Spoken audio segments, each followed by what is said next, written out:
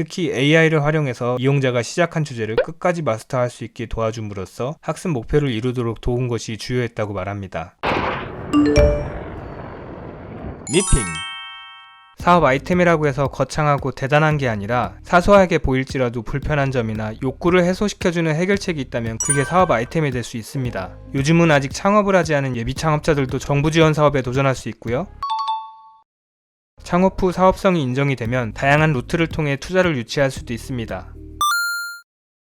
좋은 사업 아이템과 실력이 갖춰지면 소자본이나 무자본으로도 창업이 가능하단 말이 되는 거죠. 오늘은 아직 나만의 창업 아이템이 없는 분들을 위해서 최근 투자 이슈가 있었던 요즘 뜨는 사업 아이템 베스트 5를 살펴볼 텐데요. 안녕하세요. 창업으로 세상을 바꾸는 리핑 캠퍼스입니다. 창업 선배님들의 화려한 결과에 압도되기보다는 그들의 문제 정의 방식과 문제를 해결하는 모습을 보면서 나만의 비즈니스 모델 구상에 힌트를 얻어가시길 바랍니다.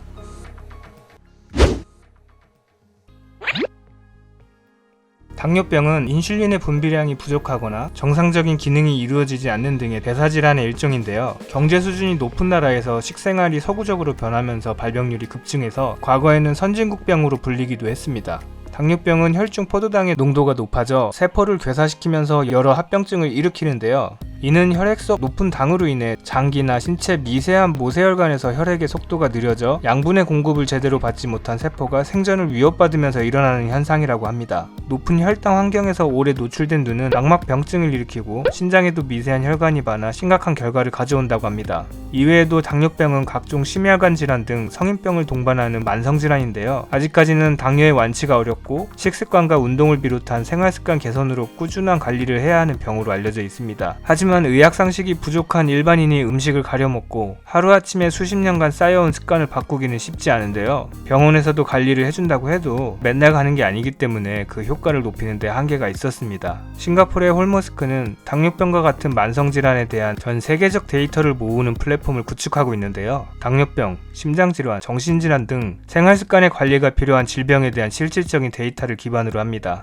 홀머스크는 2016년 당뇨병을 대상으로 글리코립이라는 어플을 개발해서 환자들의 생활 패턴 관리에 도움을 주고 있는데요. 이용자는 식사 전 글리코립 어플로 음식 사진을 찍으면 홀머스크 영양 코치가 사진에 음식을 분석해 식생활 제한을 해주는 방식입니다. 더불어 이용자는 식습관과 병행할 운동과 생활습관 등 코칭을 받을 수 있습니다. 이를 통해 홀머스크는 실시간으로 수많은 환자 그룹의 데이터를 얻게 되고 의료기관이나 신약 연구 개발 과정에 유용하게 활용할 수 있습니다. 홀머스크는 앞으로 당뇨병 외에도 꾸준한 관리가 필요한 만성질환 플랫폼을 확장해 이용자들의 혜택을 넓히고 의료산업 연구에도 기여할 것이라고 합니다. 홀머스크는 2015년 창업했고요. 이번에 업턴 벤처스 등으로부터 250억 원 규모의 시리즈 A 투자 유치를 했습니다. 홀머스크의 지금까지 누적 투자 유치액은 350억 원입니다.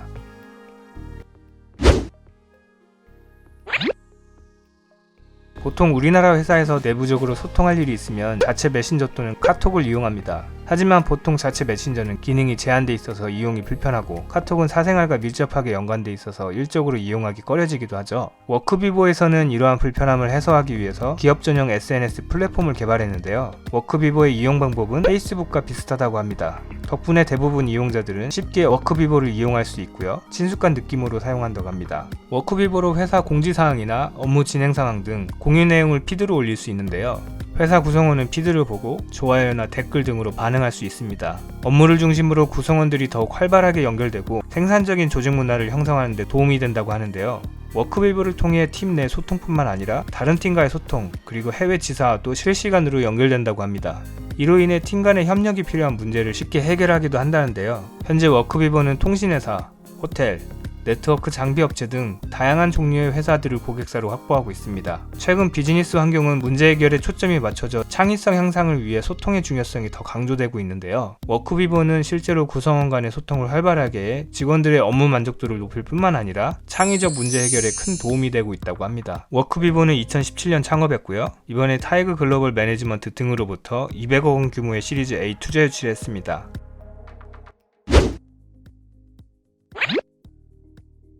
바쁜 일상에서 벗어나 그림 같은 휴양지에서 아무 걱정 없는 휴식을 누구나 꿈꿀 텐데요. 지금 세계적으로 벌어지고 있는 팬데믹 사태가 아니었다면 다가올 여름휴가를 꿈꾸는 사람들이 많았을 거라고 생각됩니다.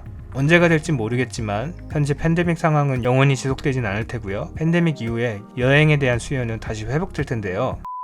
해외여행은 비용이 만만치 않죠. 항공료, 숙박료, 교통비 등 적게는 수십만 원에서 수백만 원까지도 지출하게 됩니다. 우리나라는 각종 카드사에서 제공하는 할부를 이용할 수도 있지만 할부 기간이 길어야 6개월을 넘기는 경우가 많지 않습니다. 그러다 보니 당장 통장의 잔고가 충분치 않으면 매번 다음으로 미루는 상황이 반복될 수 있습니다. Fly Now Pay Later는 여행을 원하는 사람들에게 최대 12개월까지 할부 서비스를 제공하는데요. 이용자의 신용정보와 여행 패턴을 인공지능이 분석해서 개인별로 신용 범위를 결정하게 됩니다. Fly Now Pay Later는 Continuous Payment Authority라는 신용 보증 프로그램을 활용해서 이용자에게 신용 서비스를 제공하게 되는데요. 여행사들과 파트너십을 맺어 고객들에게 더 여유있는 결제 조건을 제공한다고 합니다. 지금은 팬데믹으로 여행객이 급감했지만 팬데믹 사태 이전의 경우 Fly Now Pay Later의 협력 여행사들은 40% 더 많은 고객이 유입됐고 매출이 25%나 증가하는 효과를 얻었다고 하는데요. 구매 전환율에서는 약 50%의 증가폭을 나타냈다고 합니다. 현재 Fly Now Pay Later의 결제 서비스는 영국에서만 가능하지만 점차 다른 나라에도 확장할 계획이라고 합니다. Fly Now Pay Later는 2015년 창업했고요. 이번에 리베니어 캐피털 등으로부터 시리즈 A 투자 유치를 했습니다. 지금까지 Fly Now Pay Later의 누적 투자 유치액은 700억 원입니다.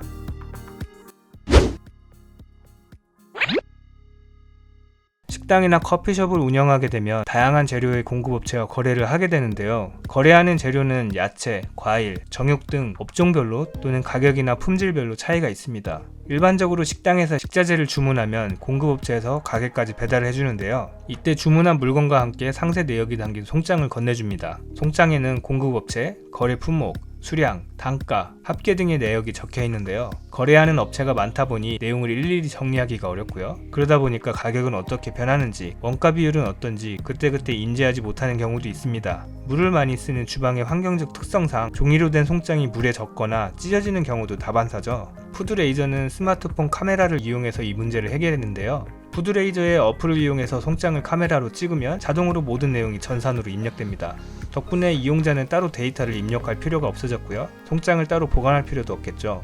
푸드레이저는 또한 누적된 데이터를 그래프로도 볼 수 있어서 가격 변동 추이를 한눈에 볼 수 있게 됐고요. 원자재 중에서 어떤 식자재가 가장 높은 비중을 차지하는지도 그래픽으로 확인이 가능합니다. 푸드레이저는 기존에 사용하는 회계 프로그램과도 연동이 되기 때문에 데이터를 따로 입력하지 않아도 되고요. 식자재를 주문할 때 일일이 공급업체에 전화할 필요 없이 컴퓨터나 모바일 어플에서 간편하게 주문이 가능하다고 합니다. 푸드레이저는 2015년 창업했고요. 이번에 커쿤 캐피털 등으로부터 10억 원 규모의 시드 투자를 유치했습니다.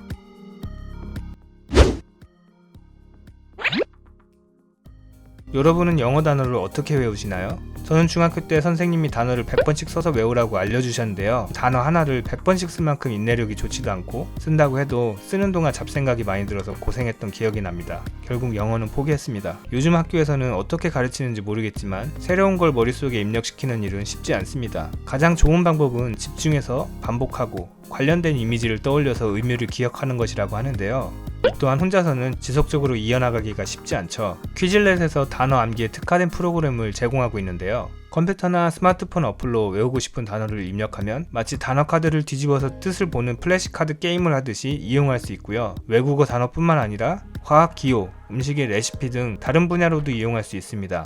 한번 본 단어는 인공지능 알고리즘에 의해 최고의 시점에 또 반복해서 보여준다고 하는데요. 재밌는 게임 형식으로 단어 퀴즈를 볼 수도 있고요. 내 단어장을 친구들과 공유할 수도 있습니다. 퀴즐렛 프로그램은 다양한 장점을 내세워 꾸준한 사랑을 받고 있는데요. 일단 무료로 사용할 수 있고요. 사용 방법이 쉬워서 누구나 쉽게 암기 공부에 도움을 받을 수 있습니다. 이런 장점을 기반으로 퀴즐렛은 미국 학생 중 절반 이상이 사용한 경험이 있다고 하는데요. 퀴즐렛은 현재 19개 언어로 서비스되고 있고요. 전 세계 130개 나라에서 사용되어지고 있다고 합니다. 현재 세계적인 팬데믹 상황에서 언택트 사용이 가능한 퀴즐렛은 더욱 주목을 받고 있는데요. 퀴즐렛의 매달 프로그램 방문자는 5천만 명이 넘고요. 매년 100% 이상 매출 성장을 보여주고 있습니다. 퀴즐렛은 이번 투자로 인해서 기업가치 1조 원이 넘는 유니콘으로 등극하게 됐는데요. 퀴즐렛의 성공을 묻는 질문에 CEO 글로츠바우는 쉬운 접근성과 교육적인 요소를 꼽았습니다. 특히 AI를 활용해서 이용자가 시작한 주제를 끝까지 마스터할 수 있게 도와줌으로써 학습 목표를 이루도록 도운 것이 주요했다고 말합니다. 퀴즐렛은 2005년 당시 15살에 불과했던 앤드류 서덜랜드에 의해 개발됐고요. 2016년 유튜브 출신 글로츠바우가 합류하면서 성장 속도에 박차를 가하고 있습니다. 퀴즐렛은 2005년 창업했고요. 이번에 제네럴 아틀란틱 등으로부터 350억 원 규모의 시리즈 C 투자 유치를 했습니다. 퀴즐렛의 지금까지 투자 유치액은 700억 원입니다. 네, 어떠셨나요? 오늘 보신 사업 아이템이 각자의 창업 아이디어를 떠올리는데 생각의 재료가 되어지길 바라겠고요. 소자본 창업, 요즘 뜨는 사업 아이템 외에도 다양한 창업 정보가 궁금하신 분은 지금 미핑 캠퍼스에서 만나보세요. 감사합니다.